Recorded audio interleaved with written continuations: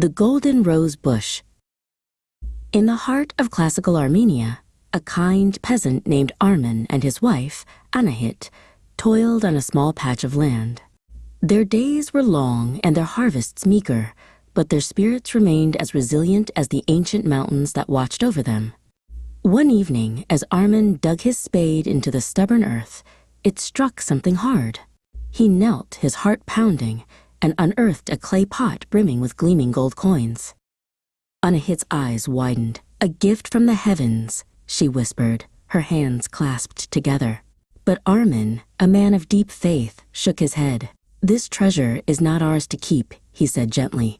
"It belongs to the king, for all the land is his." They debated through the night, their honesty wrestling with their need. By dawn, they had decided. They would take the gold to the king and let him decide its fate. The king, a man of great wisdom and years, listened patiently as Armen and Anahit recounted their discovery.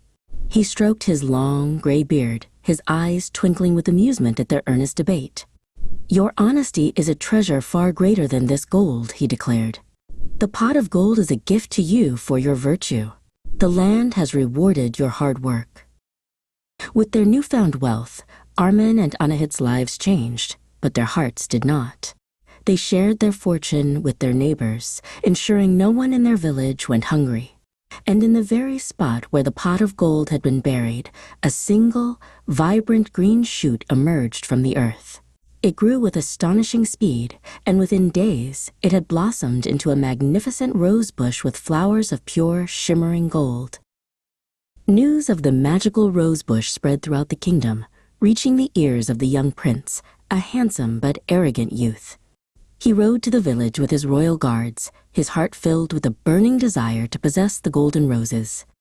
"Such a marvel belongs in the royal gardens, not in a peasant's field," he declared, his voice laced with disdain. The prince dismounted and, ignoring the pleas of Armen and Anahit, reached out to pluck a golden rose.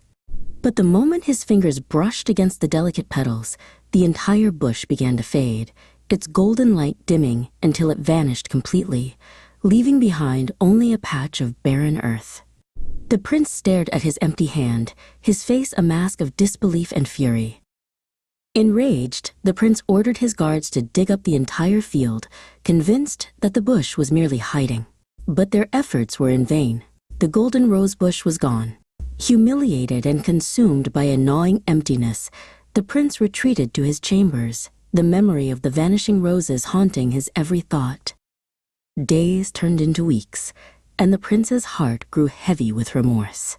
He realized the folly of his actions and the depth of his greed. He sought the counsel of the king, who advised him to seek out the dwarf sage of the mountains, a wise and ancient being who was said to hold the secrets of the earth. The prince journeyed to the mountains and, after a long and arduous search, found the dwarf sage meditating in a hidden cave. The sage, though small in stature, possessed an aura of immense power and wisdom. He listened to the prince's confession without judgment, his ancient eyes seeming to peer into the very depths of the prince's soul.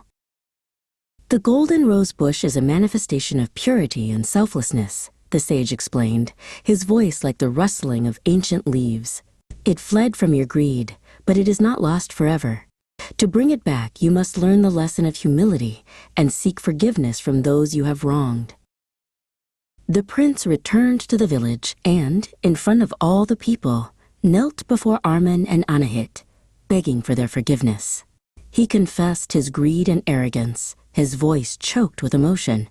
Armen and Anahit, their hearts filled with compassion, forgave him without hesitation. At that very moment, a soft golden light emanated from the barren patch of earth where the rose bush had once stood. The golden rose bush reappeared, more radiant and beautiful than ever before. The prince, his heart now pure and his spirit humbled, smiled, understanding at last that the true treasure was not the golden roses, but the love and forgiveness that had brought them back. True treasures belong to those who choose honesty over greed. Humility restores what pride drives away.